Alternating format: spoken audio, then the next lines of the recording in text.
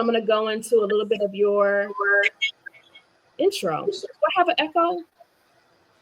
A little bit.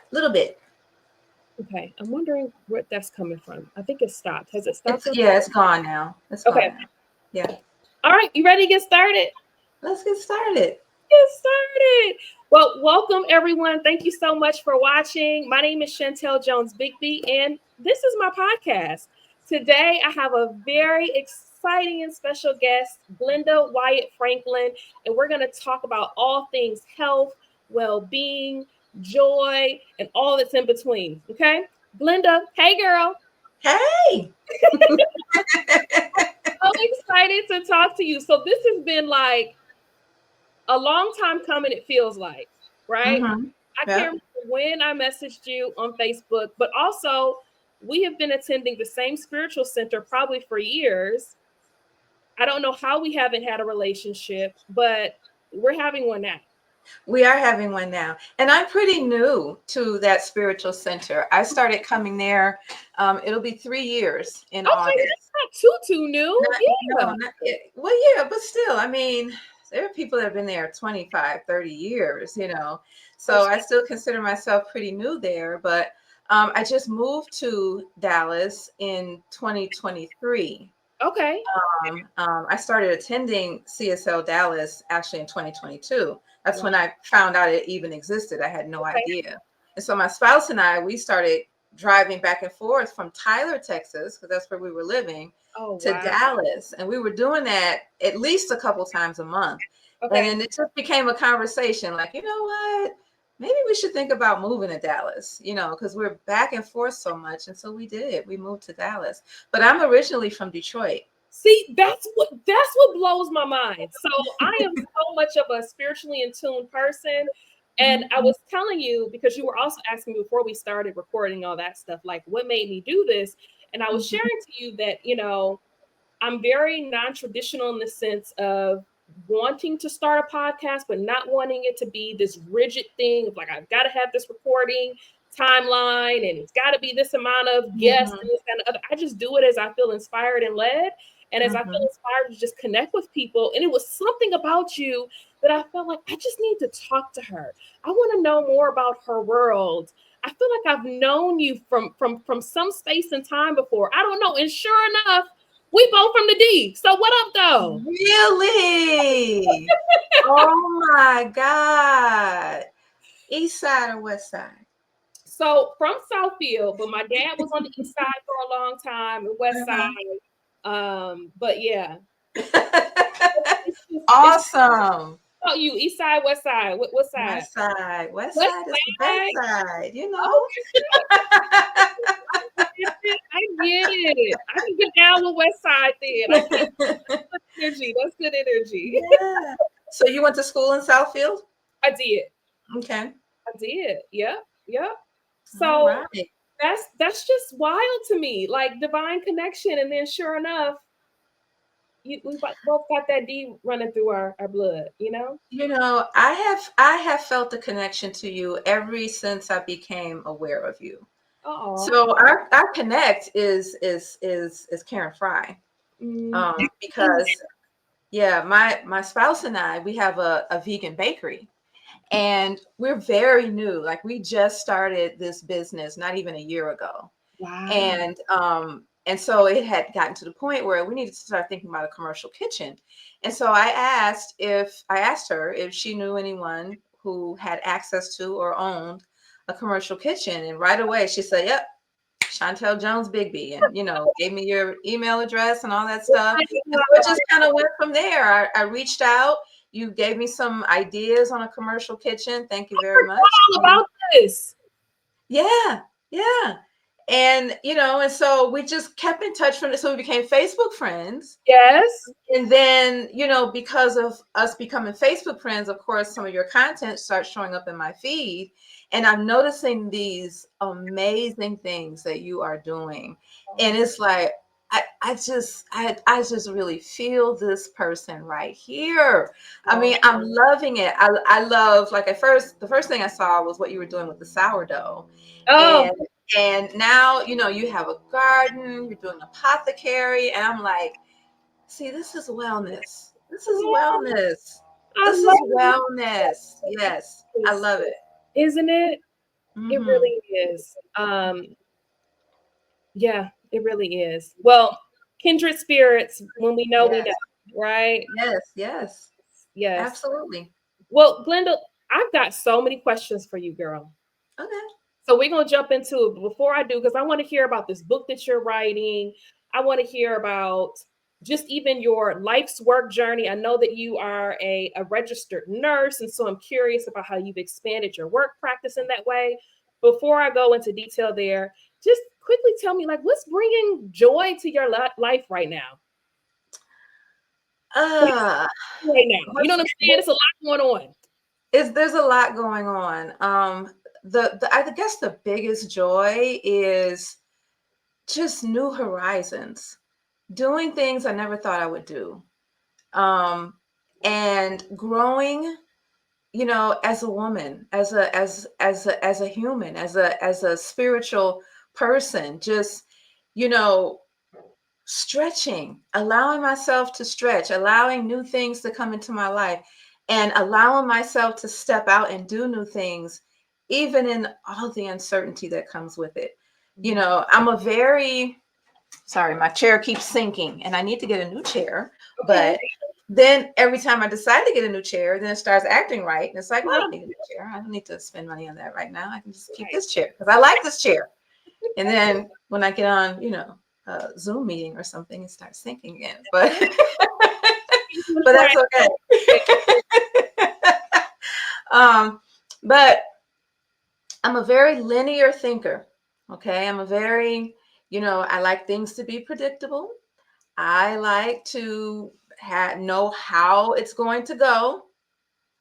And my biggest growth is allowing myself to stretch beyond that, to start trusting the process, to start trusting in my spiritual practice, and understanding who I am and what I'm here to do, and letting that be the certainty as opposed to the certainty of exactly how things are going to go. Yeah. So allowing myself to just pick my foot up and let the next step illuminate, as opposed to being able to just stand here and see the entire road in front of me. I realize now that the road that you haven't traveled before, you can't see that road. The only way you can see it is when you look back and see how you came. Sure. In order to move forward on that road that you've never been down, you have to just trust, and you have to pick your foot up. And when you do that, the next step illuminates, and then you go there, and then you pick up your foot, the other foot, and the next step illuminates. Yeah. And so the biggest joy for me is watching that play out, watching what has happened when I do just that, as opposed to sitting here and trying to plan everything out and not taking a step if I can't see how everything is going to go. Oh, you preaching to me right now. That is good. I have never thought about joy in that form. Truly, because it spells freedom. Oh. It frees you from the shackles of anxiety and fear. So yeah. I was saying to someone today, really at the core, all of us want the same thing. Yep. And that is to be free. And the reason why we all want to be free is because that's our true nature. That's right. So anything that binds us, anything that feels restrictive, anything that I can't do what I want to do. We're very uncomfortable with that because it's not who we are.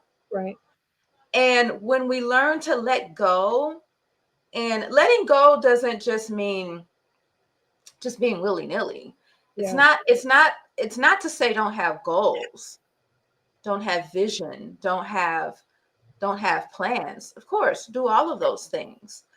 But also in that, remain open. Mm-hmm. So that you can hear. You can hear your intuition speaking to you. You can see opportunities that you will not see if you're so closed and stuck on a particular way of doing something. Are you just gonna read me like this? Wait a second.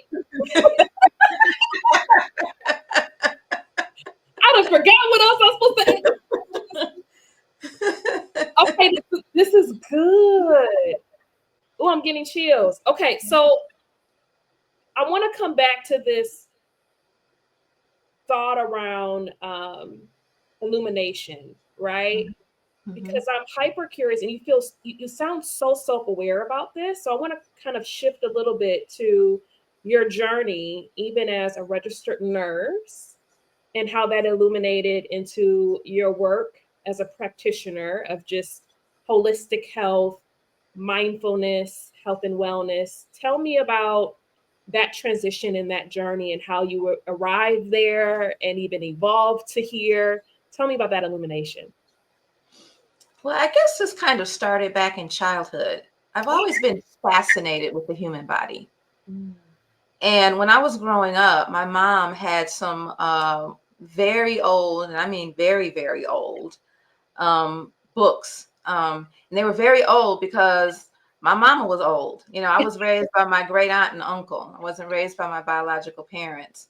And so these are books that were published like in the 20s, you know, very, very old nursing books. And she had a dream to become a nurse. But she had to drop out of school when her mother passed and raised her brothers and sisters.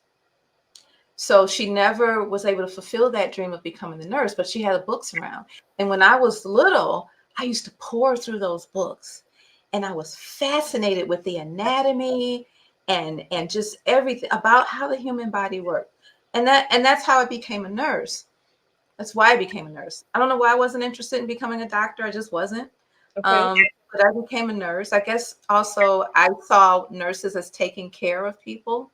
And I saw doctors as just giving orders. But of course, that was the oversimplistic view of a child, you know. But I became a nurse for that reason. I was fascinated with the body, even more fascinated with that than having a passion for taking care of people. I was just enthralled with something about the human body and bodies in general, all of them. There's something more to the eye. There's something else going on here. And what is it? Well, fast forward to about maybe about 16 years ago, 15, 16 years ago. So I'm a registered nurse. And I came across this book. I was on my spiritual journey. You know, I started reading different things and, you know, really thinking about stuff. I was starting to let go of Christianity. I was raised, you know, my great uncle was a pastor. So I was a pastor's kid, you know, so raised in the Baptist church, the Black Baptist church, which, you know, it is its own entity. The Black church is. And it was great. I love the Black church, but I had started to question the doctrine. So I started evolving away from Christianity and started studying other things, you know, Paramahansa Yogananda. I started even for a while studying African spirituality, Ifa, just really dabbling into some other things. So anyway, I came across this book one day in a bookstore back when we used to go to bookstores. Yes. Get them all from Amazon. I came across this book called Your Mind Can Heal You. I'm like, fascinating. Let me pick up this book. And so I read the book and it blew my mind. And it blew my mind because this man, the author of the book, his name was Frederick Bales. Okay. And I thought it was Louise Hay for a second. I was like, is that Louise Hay book? same tribe of people. Okay. Back, same tribe of folks. But this person, Frederick Bales, actually was a student of, maybe follower of Ernest Holmes. And that's how I found out about Science of Mind, because I was so interested in the background of Frederick Bales. And I realized that he was influenced by Ernest Holmes. And I'm like, well, who was Ernest Holmes? Right. Ernest Holmes is the person that wrote The Science of Mind. Well, what's the Science of Mind? So I looked that up and got into that. And so the rest, right? Yeah. But anyway, Frederick Bales actually was a physician. And he was talking about how the mind had the power to heal people. And he was laying that out very systematically about how he came to that conclusion. Now, here I am, I'm a registered nurse. And everything that he was saying, I read something and I go, true.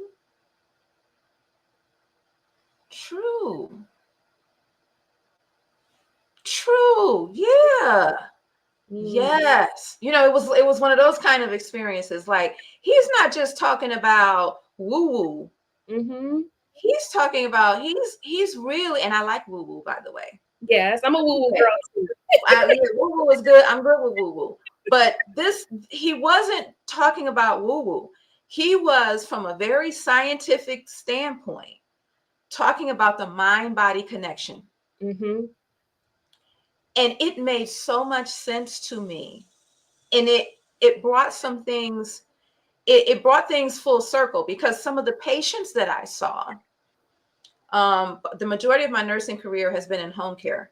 So I started out in the ICU and, did some dialysis and then went into home care. And that's been the majority of my nursing career, where I would go out into people's homes and take care of them that way. But it brought me back to, why did some people get better and some didn't?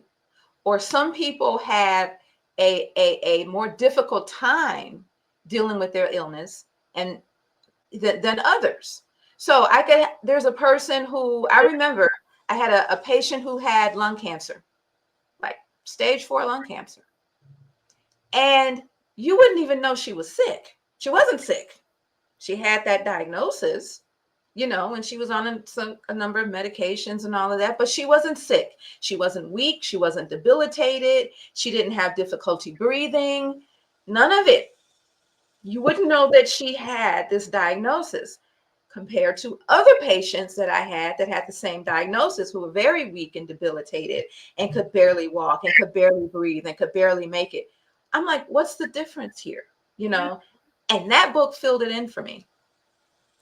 Mindset. She did not, that patient that was doing so well, she did not embrace the diagnosis as being a truth for her, as far as being able to predict her quality of life. She didn't take on what I would call the sick role. Oh, wow. She didn't have an expectation that it would take her down. I'm not talking about someone in denial. I'm not talking about someone that didn't want to face what we call facts. Okay, nope, that wasn't the case. She was fully aware of her diagnosis and understood, the ramifications of it. She had her medications. She kept up with her appointments, whatever she needed to do. But in her everyday walk, her mind wasn't on the diagnosis. It was, her mind was on living. She just went on about her life and kept on living. And paid attention to whatever she needed to pay attention to when she needed to. There's this passage in the Bible where it said, render unto Caesar what is Caesar's. And that was, it reminded me of this patient. It's like, okay, yeah, I got my appointments, got this medication. Yep, got this thing that they say I have to deal with. Okay, it's there. But it's not my life. Yeah. And so that book filled it in for me. So that kind of got me on that path of how we can tap into the spiritual component, something that's always there, but we're not usually tapped into it. We're not usually paying attention to it. As a matter of fact, the scientific and the medical community, for the most part, hugely discredits that aspect of us until very, very recently. Quantum physics is starting to change the game for everybody, because quantum physics is saying, listen, there's a consciousness that is there, and everything is conscious. And so science and medicine is starting to have to pay attention to that. There's some big things that they have ignored for a long time. Like, have you ever heard of the placebo effect? Yes. That's not new. They've known about that for a long, long time. That if a patient knows or believes that something is going to make them better, then it's likely to make them better. Which is why when they conduct clinical trials for medications, they do a double-blind study. They don't want the people in the study to know whether or not they have the test medication, because they know the power of belief to make you feel better, even if you're getting the sugar pill. Yeah. So rather than completely discredit and push that over to the side, I'm really not understanding why they don't instead latch on to that placebo effect, and let's see how we can work with that. If believing something can make you better, or believing you will get better can get you better, well, let's study that. Yeah. Let's lean into that. Well, Glenda, you know why, though? You know why we don't? Because there's no money in taking ownership of your belief system. How does capitalism operate if people are well? I understand that. And I completely agree with you, except for this. There's a whole lot of money being spent on what we call alternative medicine. That is true. Yeah. A whole lot. Acupuncture, herbal treatments, whatever it is. People pay big money to be in, these, extensive meditation retreats and things like that for the purposes of healing, infrared sauna therapy, people are paying a lot of money to be well, and they're willing, and a lot of people are wanting to get away from the pharmaceutical. Yeah. And they're putting money elsewhere. So there's certainly a lot of money in it. I think what the problem is they haven't figured out how to really capitalize on it and make the same kind of money in the so-called alternative treatment that they do on the pharmaceutical treatment, the chemotherapy treatment, all of those things. And it's very interesting to me too. If you need to stop me, please do, because I can talk about this all day. You're good. It's interesting to me that when I forgot what I was going to say, but anyway, it's so crazy to me that there is obviously more to healing than what we've been told. And when someone speaks of the healing effects of, let's say it's hibiscus, right? Yep. Hibiscus tea. I drink hibiscus and dandelion tea every morning. Just finish some. Yes. Very, very medicinal, very, very good for a number of things. Very, when I changed my diet, and I'll tell you about my health journey too. When I changed my diet to a plant-based diet, my cholesterol level dropped 70 points. Did you say 70 or 70? 70 in a year. Wow. There are people who stay on statins, the cholesterol medications, the atorvastatin, the Lipitors, the, Zocor, all of that stuff. They stay on those medications for years. Yeah. For years. And it doesn't cure the high cholesterol. Mm-hmm. People stay on blood pressure medications for years. And it doesn't cure the hypertension. Mm. Yet, if someone comes on, we get online, if we post something on the internet to say, hibiscus and dandelion tea will lower your blood pressure, will take care of plant-based diet, will eliminate your blood pressure problems, oh, you can't say that. That's not proven. It's not proven in any, there's no studies to support that. That's a really good point. There are no studies to support that. Yet you are routinely giving out medications to people that don't cure them.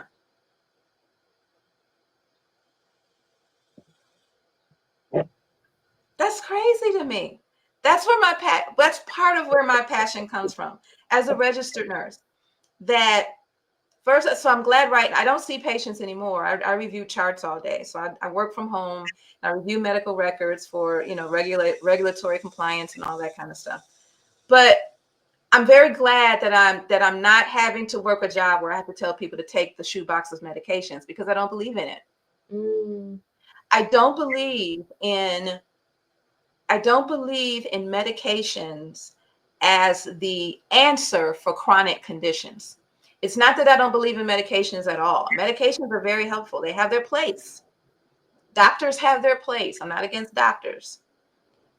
But there is so much that can be done with a change of mindset and a change in nutrition. And these changes happen quickly. Yes. They happen so quickly. And it's almost criminal to me. Mm. That these things are not discussed in most doctors' offices. Mm-hmm. Like, no one if you go in there and your blood pressure is high, let's say your blood pressure is through the roof. Let's say your blood pressure is 186 over 90, 97. Well, what's the first thing they're going to do? They're pulling out the prescription pad and they're going to write you some medication. Exactly. No one has asked you, what do you eat? Mm-hmm. No one has asked you, what's your stress level like? Mm-hmm. No one has asked you, do you get in any hydration? Are you drinking any water? Are you eating any hydrating fruits? No one is asking you, do you get any exposure to fresh air and sunshine on a regular basis? Mm-hmm. Are you getting out for a walk? No one asks you any of that before they get out the prescription pad and start writing you a prescription for blood pressure medication. And on top of all of that, there's no discussion about when you can come off of it. That None. Is very true. My high blood pressure is what put me on this wellness path. And when I tell you, I am livid by how much I have had to learn independently. I've had to enroll in holistic nutritionist classes, somatic this and that. And I'm reading this like, why didn't anybody tell me that I could take beet juice, hibiscus, lay on my left side to relieve pressure on my liver and my nervous system, to regulate my nervous system? Why mm-hmm. didn't anybody tell me this? And you know why they haven't told you? They don't know. Mm. Is that really why? Yeah, they don't receive that training. I didn't receive that training as a nurse either. Wow. They don't receive that training. The training that they receive, anatomy, physiology, all of those things. But what they have learned is to treat with medication or surgery. That is how you take care of disease. They are trained to, number one, fight disease. And there is a big difference between fighting disease and fostering health. Very much. They don't foster health, they fight disease. And they've been taught to fight disease with medications and or surgery. They're not trained in nutrition at all. They're not trained in food as medicine. Yeah. They're not trained in herbs as medicine. They're not. So what they're doing is all they know to do. I don't know if I've ever extended that amount of grace. At first, I thought it was some type of medical bylaw that they couldn't share it. But one day I was fresh out of a class. And when I tell you my advocacy was on this tier for this doctor's appointment, because I had been through many at this point. And I'm like, no, I want you to talk to me about the root cause to this. Before you prescribe, help me understand the root cause. These are the biomarkers that I want you to check. And I learned all of this from Dr. Baxter. May he rest in peace. Yes, yes. And have a peaceful journey wherever he is and going to next. But him as a Black man and as a practitioner, especially as a cardiologist, gave me the tools, the knowledge, and the guidance to go in and advocate for myself. And the first thing that my medical doctor said was, "Are you studying medicine?" You know, he thought I was like in medical school or something. And I said, "No, I'm studying trying to heal myself. So talk to me about that." And we began to have a different conversation. And that's what clicked to me of maybe they have to be prompted. You know, like some people, I think they do know, but they can't offer it or say anything unless maybe you ask. I don't know, but I just know I didn't extend that grace. That, oh, they must not know. and I agree that they do need to be prompted. But most of them simply don't know. Most of them do not. You have some like Dr. Baxter Montgomery and others that are part of that whole world, and some other doctors that know some, but it's really just not how the medical model works. Yeah. That's not the training that we receive. It is all about, and I'm telling, even in nursing, when you go out to see patients, or whatever setting you're in, whether it's in the hospital, whether it's in the home, what you are doing, you go teach them about taking their medications. That's basically it. You're teaching them about taking their medications. We are equipped, we are given no training whatsoever about holistic healing. None. Wow. When I got ready to change my health, and so I went in for an annual physical, and overweight, cholesterol level doing what it was doing. And, and so the doctor, after the appointment, a couple of days, sent the lab results home, and, they were what I figured they would be. And she wrote on the sheet of paper, lose some weight, so you can get this cholesterol level down and, and get weight under control. So I contacted my doctor's office and I said, "Hi, can I get a referral to a registered dietitian to help me understand some appropriate meal plans to help me get my cholesterol level together and help get my weight down?" Do you know what they said? What did they say? They said, "No, we only do that for diabetics." So much for prevention. Baby, listen. I was like, "So you mean to tell me?" And I was livid. I said, "This is what my doctor is saying to me? That you can't help me unless I get to the point where I'm a diabetic?" There's a big gap in the medical model. So they prescribe medications, they send you home, they tell you need to lose some weight, they tell you need to get your cholesterol level down, but no one tells you how. How? No one tells you how, and they don't refer you to anyone that can tell you how. Yeah. Okay. Now, if they find out you have a heart problem, they'll refer you to a cardiologist. Yep. They figure out that you're diabetic, they'll send you to an endocrinologist. They figure out you got cancer, they'll send you to an oncologist. But if you got a weight issue and your cholesterol is too high, where do they send you? Nowhere. Home. home. And if you have any of those other conditions and you go to oncologists or the endocrinologist or the cardiologist, most of them, not Dr. Baxter Montgomery, but most of them will basically do something similar just within their box, right? They'll write you cardiac medications. They'll write you diabetic medications. They'll write you cancer medications and send you home. Yeah. No one to address anything else in your life, in your nutrition, none of it. None of it. And certainly without very few, maybe there's a few out there with those physicians that are part of the holistic community. But other than that, very, very few will say anything about holistic. Yeah. Patient. Let me tell you something. I have a twin brother. Do you? I do. Wow. I have a twin brother, and the only reason I'm not showing photos is because I haven't asked his permission for that.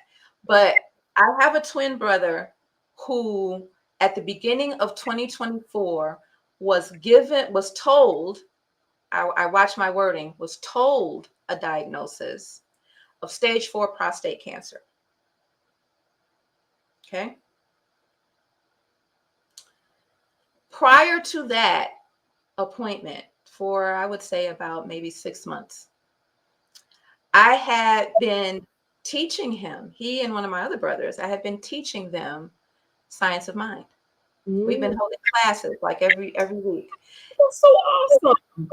And so he was told this diagnosis. And of course, they were coming at him with all kinds of treatment that they wanted him to do, the chemotherapy, the radiation, et cetera, et cetera. And he asked them, he said, is there a way that I would like to approach this with nutrition and my consciousness. Can I, and they kind of like cut him off in mid-sentence. They were like, oh, that stuff never works. That stuff never works. No, you need this treatment. You need to do this. You need to do this. You need to do this. We need to be aggressive with this. We need to do blah, blah, blah. Right? So, of course, he had a lot to think about. Yeah. And I was supportive, but I really had to reel myself in and not tell him what he should do. Mm-hmm. This had to be a choice for him that he had to make, he and his wife, And so he, at first, said, okay, I will try this first medication that you want me to take. Got the medication home, got the prescription filled and everything. And so you get all the paperwork that's in the box, and there's all these warnings on here about this, that, and the other. And that if anyone gives you this medication, they have to wear gloves if they're administering this medication to you, right? And he said, wait a minute. He said, so if my wife wanted to open this up and hand me this medication, she'd have to put gloves on? He said, why would I put that in my body? Mm. Now, mind you, my brother wasn't sick. He told him a diagnosis based on the labs and based on the PET scan and all of that, but he wasn't sick. But they were telling him, oh, this is bad. You are getting ready to be crazy sick. You need to get on this, right? So anyway, when the whole wear gloves thing just really turned him off, and he said, you know what? I'm not doing this. And he went back to them at his next appointment and said, I have decided to deal with this with my consciousness and my nutrition. Mm. I swear, I wish I could. Can I tell you, he went from something like, he's like 5'6", 5'7", my brother is. He was weighing like 240, 230 pounds, somewhere in there. He had a heart monitor, because he was feeling palpitations and all this stuff that was going on that didn't have anything to do with his diagnosis.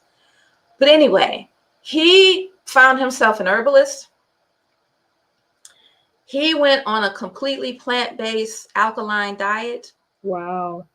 And can I tell you, in 3 weeks, he sent me a picture while I was sitting up in CSL Dallas, getting ready to go up on the platform. He looked like a completely different person. Wow. Completely different person. And to this day, he is symptom free. Wow. He is full of energy and vitality. He's not sick. He's not weak. And the doctors cannot figure, they're like, what are you doing? And his PSA numbers are going down. Everything is moving in the other direction. And it is all with his nutrition and his mindset. And they are just flabbergasted. And he tells me how every time he goes to one of his appointments, he has to really stay. He has to really make the effort to stay in the consciousness of health and wellness, despite what he's seeing all around him and despite what they keep telling him. Yeah. Okay. He said, because when he goes and he's sitting in the waiting room with everybody else at the doctor's office, everybody else is sick and debilitated. They can barely walk. They're weak. They're having to lean on people. They're wasting away, all of that. My brother is well. He has his muscle. They marvel at his muscle tone. They came out. They would call his name the first time he would come back, and they call his name for the appointment. They would come out. They come out to get the patients because they're usually so weak. They usually have to help them. So they came out to get him to help lift him out the chair, and he's like, I'm good. He just prance on up out the chair and walk through there, and they're like, oh. But this is the thing. They see all that weakness and debility as normal. Yeah. So this is the treatment. And this is a normal part of the treatment. That you have no quality of life. And every appointment he goes into, they're telling him he needs to get on the medication. Every appointment. And he says, is it going to save my life? And they say, well, no. Is it going to make me sick? Yeah. And he's like, does that make sense to you? It's not going to save my life, and it's going to make me sick when I'm not sick. This is hard, right? Because so much of me believes this to be the truth, right? I won't say but I'll say and then we hear of stories. I forget her name. I know she was a former host, I think, for MTV. Amanda. Oh, I want to say her name. Lewis. Yeah. Ananda Lewis. Yeah. And so I've watched some videos of her recently, and she was sharing how she approached her cancer diagnosis the same way, however, had a different outcome, right? And so I know that it can be difficult for people that are watching when we know that things didn't quite work out that way. And then we explain it. And this is where I can only say our spiritual practice and our divine connection for that guidance is going to be just so necessary, right? Because everybody doesn't have the disposition to be prepared to going into this and flip on that switch and know how to do it. I know for someone like me, I've got to pre-work on some stuff while I'm well, because when I'm not feeling well, my mind starts going. So to strengthen that muscle before we need it, I think is so critical. And to be in tune to figure out, okay, what spirit, God, whatever you call it, right? What is my path? I still need to believe in this truth and choosing what that truth is. But I see how it can be very difficult for people who know that this isn't always the outcome. But holding on to that truth is the common denominator for sure, that I am well. Absolutely. And there is the human experience. And there's so much that we don't know. Yeah. There's so much that we're not aware of. So, for instance, we've all heard that smoking causes cancer. All right. Smoking cigarettes causes cancer. Yep. Yet, There are quite a few people who died from smoking, and there are quite a few people who smoke like chimneys and never get sick. That is true. So there's something else that's a part of that equation. Yeah. That we're not fully aware of. And that, to me, that's the thing, that, okay, so yes, you have people that they approach a diagnosis holistically and with consciousness and what have you, and they got better or beat it or eradicated it, and someone else had the same approach and did not. And why is that the case? And the answer is, we don't know, because there's so much that's a part of this that we are not aware of. We don't know all the pieces. Sure. We don't know all the pieces. It is obviously a very personal decision about how we approach our human experience, whether it's sickness in the body, whether it's financial constraints, whether it is sick relationships. We are all on this path of learning how to navigate these things. And the more we embrace the possibilities that are there because of the truth that we know. Yep. We don't have to know all the answers, but we can stay steadfast in the truth. Yep. Knowing that I am an individuated expression of the divine one. There's only one power. So for me, that means there can't be an opposing power if there's only one power. Yeah. The question for me is, how do I learn to work with that power that is within me, that is as me? How do I learn to work with that? And to me, that's what we're all learning. I love that. How to work with that, how to work with the truth of our divinity, the truth of our wholeness, the truth of our health. How do we access that? Let's talk about that, Glenda. Now, this is where this gets hard for me as a mama trying to do this, okay? Because I feel like I could stay on here for 3 hours, but these kids gonna come through this door in about 40 minutes, and it's gonna be a wrap. We may have to have a part 2, but yes. I want to know, how does someone access that wholeness? The part 2 to that is from the perspective of someone who is sick and tired of being sick and tired, that has been on the medications, that has historically not had an advocate in our health system, that is defeated from here to toe, right? What do you tell that person to be able to access the divinity of their wholeness? Where do they start? What does that first conversation look like? The first conversation is, what do you want? What do you want? What's the vision you have for your life? And we are so accustomed to talking about what we don't want. It's difficult for us to really articulate what we do want. Yes. Because often when I ask people, what do you want? They start telling me what they don't want. Yeah. Well, I don't want to have to deal with this, that, and the other. And I don't want to have to suffer with this and that. And I don't want to have to da-da-da. Okay, I hear you. Now, tell me what you do want. And that is where you start to build the vision of the life that you see for yourself. Yeah. Understanding that you don't have to be limited by your past. We have a hard time. One of the reasons why we have a hard time articulating what we do want, because we've had so much disappointment in our lives.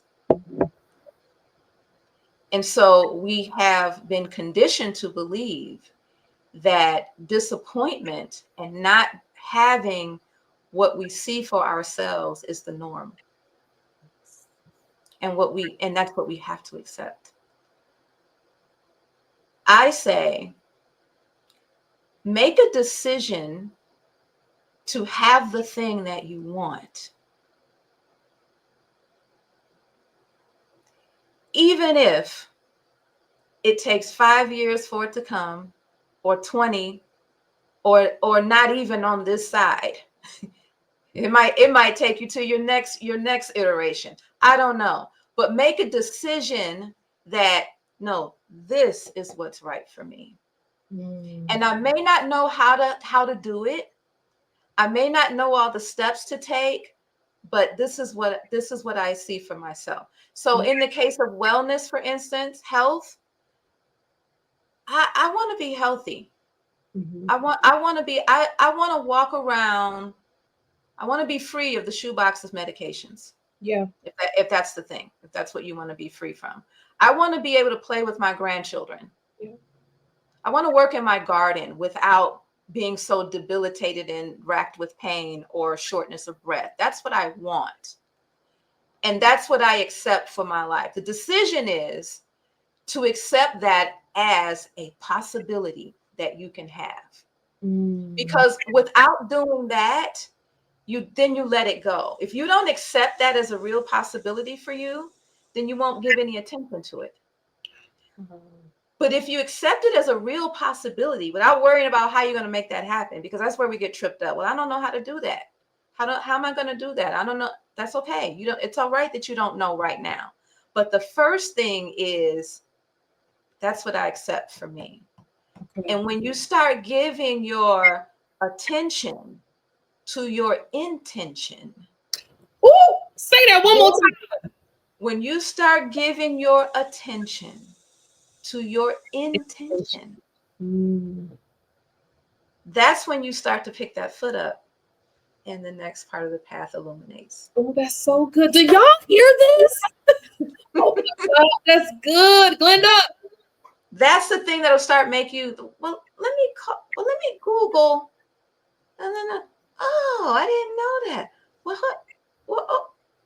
You see what I'm saying? But unless you first say what you want, and then accept that as a real possibility for you, you won't even look. That's so true.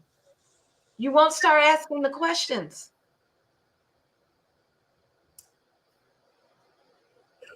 I'm fanning you. Can you feel that?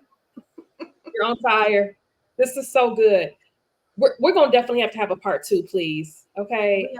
We are. There's so much more I want to ask, but if you can't, tell me about this book that you're writing, Dramatic Ownership. Tell me about that freaking Reclaiming the health you didn't know you could. It's about exactly what I was just talking about a second ago, because there are a lot of people that don't know that they can indeed have that health that they want, if they would allow themselves to want it. Again, we're so used to disappointment, we're afraid to dream. Yes. We're afraid to dream because we've been hurt. And I get that. I've lived it. But it's about, when I say dramatic ownership, I'm meaning that you're going to have to go against the grain. You're going to have to be dramatic about your health. You know how they say, don't be so dramatic about this. Yeah, be dramatic. Because that's what it will take in order for you to do the thing that seems out of your reach.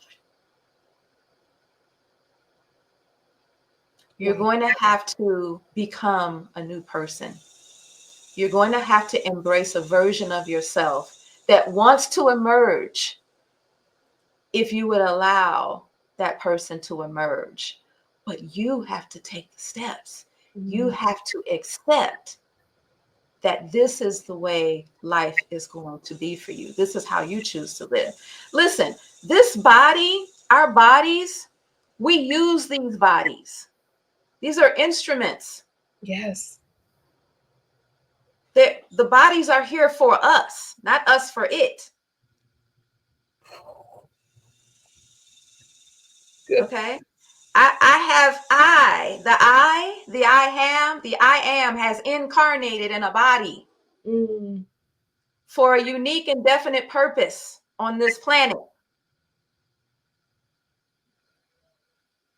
And so the body is needed in order to carry out that unique and definite purpose on this plane.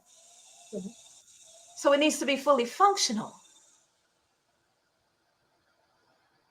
So the creative force did not make a body for it to be sick. The body is always trying to get back to a state of health. That's what it knows to do. But we stand in the way of it by what we put in it and our mindset.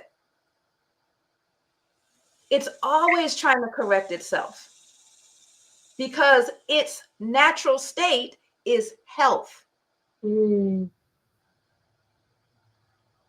So being dramatic about your health means to, even in the face of all of the sickness we see around us, we have built a multi-billion-dollar industry around fighting disease. So we as a society have a deep belief in disease.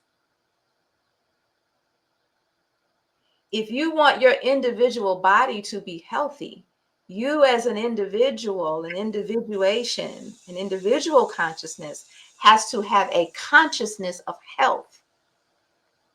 And that is going to go against the prevailing consciousness of disease. So for some people, you're going to be unrealistic,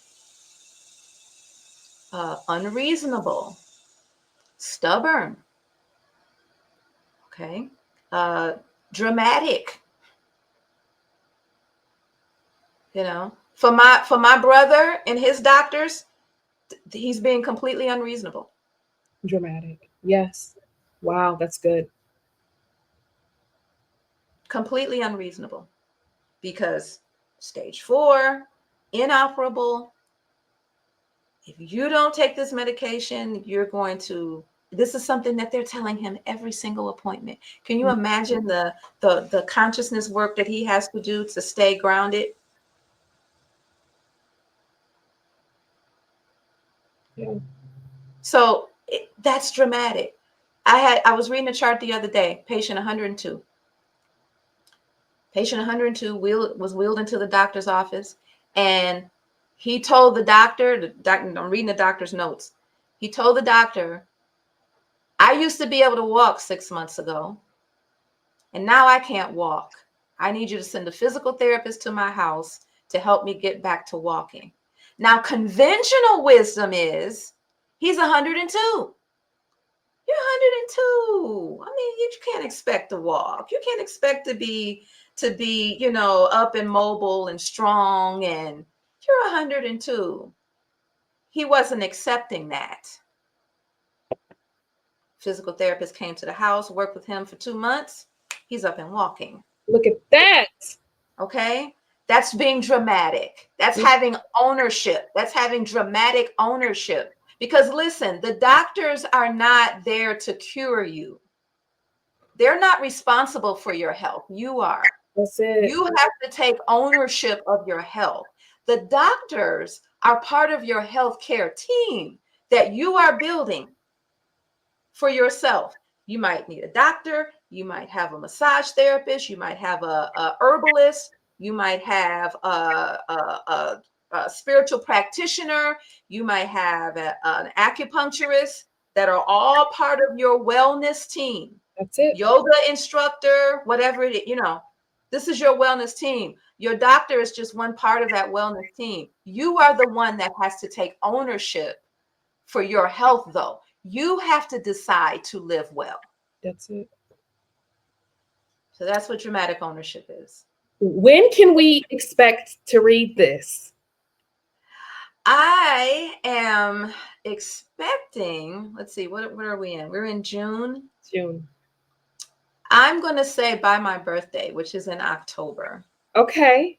Because the more I write, the more I seem to have to say. So so I'm going to have to reel it in and, go ahead and get this shored up and go ahead and publish that. Please reel it in so that we can read this. Mm-hmm. This is such a gift to the world right now. So I cannot wait for you to birth this on paper and into our hands. That is so exciting. Yes, I am excited about that. Oh my gosh. Okay, Glenda. So before we wrap up, tell people, how can they work with you? What does that look like? How can we stay connected with you, follow you, be the first to know when this book drops to get it? Tell us about that process. Well, I am on Facebook, and I have a Facebook group called Dramatic Health. Okay.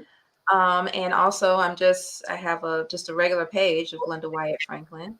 And also you can email me at gwyattfranklin@yahoo.com, and I will be happy to have a conversation with you. Awesome. And so do you work with people one-on-one? I do. I do have health and wellness coaching, mindful health and wellness coaching. So I'm a certified health and wellness coach, and I work with people to help transform their health, whether that be weight loss or some other kind of health issue that you're dealing with. But I do that from a standpoint of consciousness. So we use spiritual principles. I don't start with the food. So a lot of times people will say, "Oh, I need you to give me a meal plan," and well, we don't start there, because no matter what meal plan I give you, it's really not going to go anywhere unless you deal with who you are and what you want. So instead of starting with the food, we start with you. This is so good. Okay. I have one more question for you. I have this written down. If healing is an act of spiritual reclamation, what is one practice, simple or sacred, that you would invite everyone to try this week? Say yes to the possibilities. Whatever it is that you want, because we all have those things that we really want, but because we've been so disappointed in the past, we've kind of buried them. We haven't stopped wanting them. We've buried them because we don't think that that's possible for us. So whatever it is that is calling you to be, whatever it is that's trying to emerge, say yes. Say yes. And see what happens. I love that. I love this. Glenda, thank you. Thank you. This has been a pleasure. Listen, I didn't get to half of my questions. That's why I know we got to come back, because this was just so good. Of course, we were just flowing in the moment. That's how it should be. Yeah. But thank you so much for making this happen, even being patient with me and us connecting and getting on the platform and all that good stuff. But I'm excited. You stuck with me now. Can anybody join your group? Absolutely. Really? Say it for everyone one more time, what the Facebook group is. Dramatic Health. Dramatic Health. Amazing. Okay. So Glenda, I will see you in Dramatic Health. Okay. I will see you also back in your inbox so we can keep this conversation going, because I'm in awe of you and your light. I'm in awe of you. I mean, listen, you do things that are so not in my skill set. At all. I would love to meet you in person. I mean, I love your spirit. I love what you're doing. I love your promotion of health and wellness, and you're just a beautiful spirit. And you're putting the information out there. It's so that people can see again what's possible. Yeah. So people can see what's possible. Absolutely. Because what you're letting people see is, you know what, I'm going to try this. I haven't done this before, but I'm going to get out here. I'm going to try it and see what happens. You're saying yes to what's possible, and seeing beautiful things come forth as a result of that. And that's a lesson that we can all take home. I so appreciate you for sharing that. And it reminds me too, on my health journey, you know, I kind of had, I don't know if you had this moment where you just are like face down on the floor, just like, Lord, I promise if you just help me through this. You know what I'm saying? That was my rawest conversation with spirit.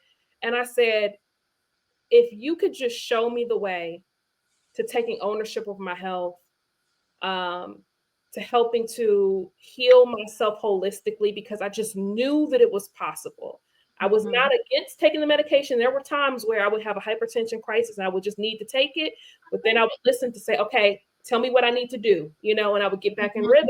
But I said, Spirit, if you show me the way, I promise that I will share this information and I will not hold it for myself. And it got to a point to where I felt like I needed to be healed before I was sharing my journey, you know, and I didn't quite feel like I was ready to just like share that, because one day my blood pressure might be a little bit higher, or I wasn't in the best mind space.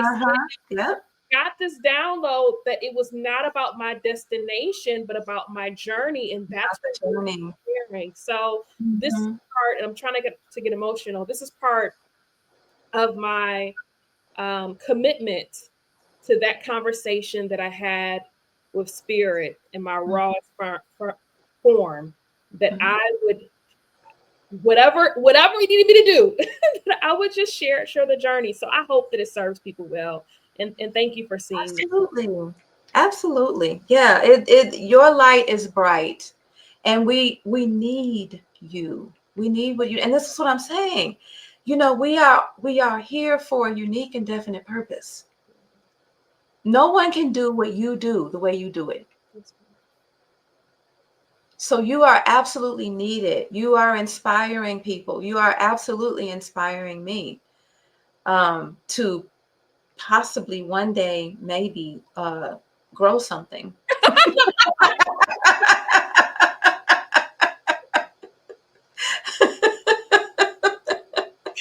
Oh, I love it. Right now, your practice is growing this book, growing your knowledge on this paper, okay? And then I'm gonna get you to grow some tomatoes and peppers. So, baby, just get ready. No. Oh my God, Glenda, I can keep talking to you. I promise I'm going to give you your Sunday back again. Thank you so very much, and I can't wait to do this again soon. Oh, thank you. I really appreciate the invitation, and I've had such a marvelous time speaking with you, and I can't wait to share again. Awesome. Yay. Oh, that was awesome. Okay, let me see if I can stop recording here.